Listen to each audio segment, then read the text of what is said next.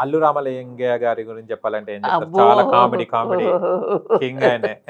చాలా సినిమాలు ఆ! చేసాం ఆయనతో కూడా. కామెడీ సినిమాలు యాహ్! చేసేటప్పుడు.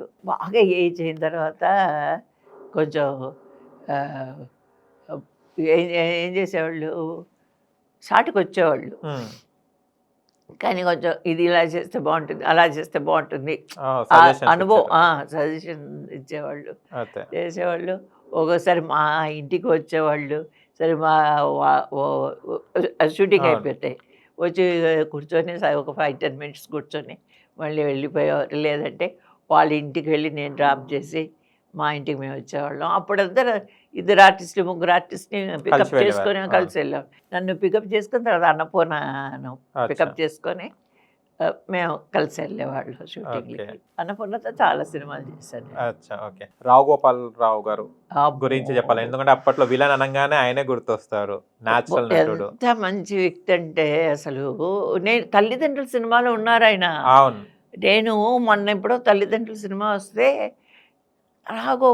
రావుగోపాలరావు గారు కనపడ్డారు. ఇదేంట్రా ఇదేంటి ఆ సినిమాకి ఏదో రైటర్ అనుకుంటా ఆయన ఫస్ట్ అదే. వచ్చింది.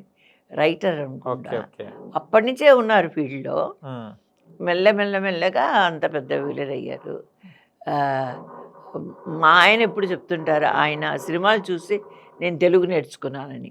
ఓకే. అంటే అంత ఫాలో క్లారిటీ అవుతారనమాట. క్లారిటీగా మాట్లాడతారు, స్పష్టంగా అచ్చా! మాట్లాడతారని.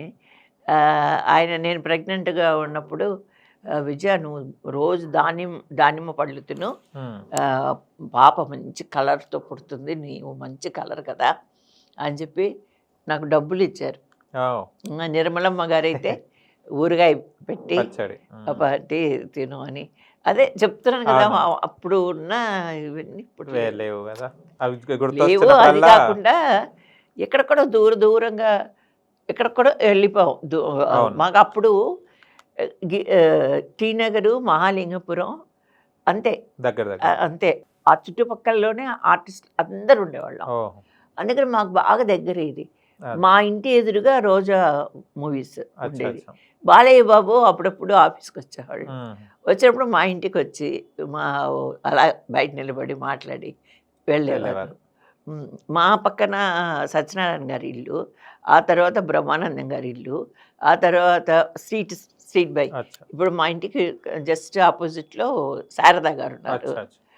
అలాగా ఒక్కొక్క స్ట్రీట్‌కి ఒక ఇద్దరు, ముగ్గురు ఆర్టిస్టులు ఉండేవాళ్ళు. ఓకే. కోడి అదే. రామకృష్ణ గారి ఇల్లు అక్కడే ఉండేది. హ్మ్. ఇటు బ్యాక్ సైడ్ రాఘవేంద్ర గారి ఇల్లు. అదే. కొంచెం అటు సైడ్ వెళ్తే చిరంజీవి గారి ఇల్లు. ఓహో! ఇప్పటికి బాలసుబ్రహ్మణ్యం గారి ఇల్లు ఉంది హుహు. రోడ్డు పక్కన. అచ్చా! అంతా ఇక్కడే ఒక ఇక్కడే దగ్గర ఉండేడు. ఒకే దగ్గర ఉండేవాళ్ళం. సూపర్. తర్వాత ఆఫీస్ కూడా అన్నీ దగ్గర, అక్కడ టీ నగర్‌లో అచ్చా! ఉండేవి కాబట్టి అందరూ కలిసేవాళ్ళు. డిస్కషను అదంతా జరిగేది. చేసుకొని అలా ఉండేది. అచ్చా! ఒకసారి మాటల్లో కూడా అన్నారు బాలయ్య బాబు. అప్పుడైతే చెన్నై, బాలయ్య బాబు కూడా చెన్నై అంటే చాలా ఇష్టం. అదే. చిరంజీవి గారు కూడా చాలా సంవత్సరాల వరకు చెన్నై నుంచి రాలే. అదే సావిత్రి గారితో నటించారు గదా! మర్చిపోని సంఘటన ఏంటిది సావిత్రి గారితో? కొట్టే సీన్ ఒకటుంది. ఓకే. నాకు తెలీదు ఆవిడ నిజంగానే కొడతారని. ఆహా! లీనమైపోతారేమో క్యారెక్టర్‌లో. ముందే చెప్పారు, కొంచెం దూరంగా ఉండని చెప్పారు. నాకు తెలియలేదు. అయ్యో! ఆ! తెలియక పట్టుమని కొట్టారు. కొట్టారు. నా చెవులైతే గుయ్యి అన్నాయి. ఆ!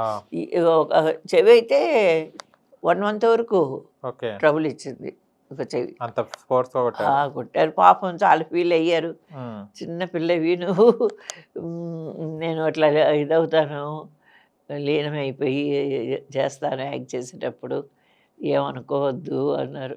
ఒకటే సినిమా ఎన్ని సినిమాలు చేశారమ్మా సావిత్రి గారితోని? 2 సినిమాలు 2 సినిమాలు. చేశాను. ఒకటి అమ్మమ్మలాగా చేశారు. అది తర్వాత ఇంకోటి రామిరెడ్డి గారి డైరెక్షను, ఓకే. క్రాంతి కుమార్ గారి సినిమా. అప్పుడు క్రాంతి కుమార్ గారు ప్రొడ్యూసరు. అచ్చా! అచ్చా! అది. ఓకే. టోటల్‌గా ఓవరాల్‌గా మీరు ఎన్ని సినిమాలు చేశారు ఇప్పుడు మీ ఓన్‌గా? ఏదో నేను దగ్గర నేను సంవత్సరం 2 సంవత్సరాలు చెప్తున్నాను 1000 సినిమాలు అని. అవును. ఇంకా చేస్తూనే ఉన్నాను. కానీ గూగుల్‌లో సెర్చ్ చేస్తే 1400 ఉన్నాయి. ఆ! అవునా? 1400 సినిమాలున్నాయి గూగుల్‌లో.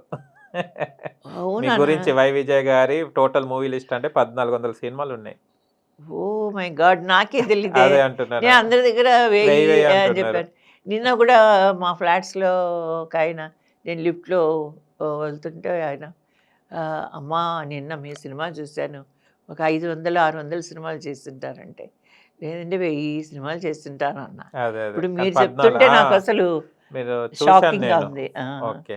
ఏ పేరు మంచి సినిమా మీకు పేరు తెచ్చిన సినిమా, బిజీ చేసింది ఏ సినిమా అమ్మా మీకు? బిజీ చేసింది 'మాపల్లిలో గోపాలుడే'. ఓకే. హ్మ్. ఆ సినిమా. మిగతా సినిమాలన్నీ మంచి పేరొచ్చాయి. హ్మ్. అంటే నా టర్నింగ్ పాయింట్ నా మ్యారేజ్ తర్వాత ఆ సినిమా హిట్ కావడం, ఆ తర్వాత ఎక్కువ సినిమాలు చేయటం, తర్వాత ఫైనాన్షియల్‌గా కూడా ప్రొడ్యూసర్స్ అందరూ ఎక్కడ నాకు ఎగ్గొట్టడం ఇలాంటివన్నీ తెలీదు నాకు. ఓకే. బాగా తక్కువ డబ్బులు ఇచ్చినా కూడా కరెక్ట్‌గా టైంకిచ్చేవారు. ఇచ్చేవాళ్ళు. ఓకే. కాబట్టి ఈ రోజుటికి నేను హ్యాపీగా ఉన్నారు. ఉన్నాను. మీ ఫస్ట్ పారితోషికం ఎంత మీ రెమ్యునరేషన్? First 2500 okay. తల్లిదండ్రులకి ఇచ్చారు. ఓకే. తర్వాత రామారావు గారి సినిమాకి కూడా అదే 2500 ఇచ్చారు. కానీ అది పెద్ద అమౌంట్ అప్పటికి. అప్పటి కదా. పెద్ద అమౌంటే అని చెప్పాలి. ఓకే. కానీ మేము తక్కువ తీసుకున్నా కూడా ఎక్కువ సినిమాలు చేశాం కాబట్టి అవును. అప్పుడు ఇప్పుడంతా కోట్లు, అవును. అప్పుడు లక్షలు యెస్. కదా. కోట్లంటే ఇప్పుడు ఏం సంపాదించగలుగుతావు? ఎంత కష్టపడి సంపాదించినప్పుడు ఎంత వస్తుంది? అవునవును. కోట్లు అయితే రావు. అదే. అనుకుంటారా ఇప్పుడు కొత్త సినిమాలు చూసినప్పుడు ఇప్పుడు కోట్లొస్తున్నాయి, అప్పుడు మేము ఇంత వర్క్ చేసినా కూడా ఎప్పుడైనా అనుకుంటారా? అప్పుడు లేదా శ్రమ ఎక్కువ, అమౌంట్ తక్కువ కదా? శ్రమ ఎక్కువ కానీ తృప్తి ఉండేది కదా. అచ్చా! హీరో హీరోయిన్స్కే కోట్లు, అవును. క్యారెక్టర్ ఆర్టిస్ట్‌లకు ఆర్టిస్ట్లకి కూడా బాగా ఇస్తున్నారు. పర్ డే అదే. సమ్ ల్యాక్స్ ఇస్తున్నారు. కానీ అప్పుడు చేసిన క్యారెక్టర్స్కి అదే. మనం తృప్తి పడాలి. మంచి క్యారెక్టర్స్, మంచి ప్రొడ్యూసర్స్, మంచి డైరెక్టర్స్. ఇప్పుడు వాళ్ళ గురించి నేను ఏం చెప్పలేను. అవును.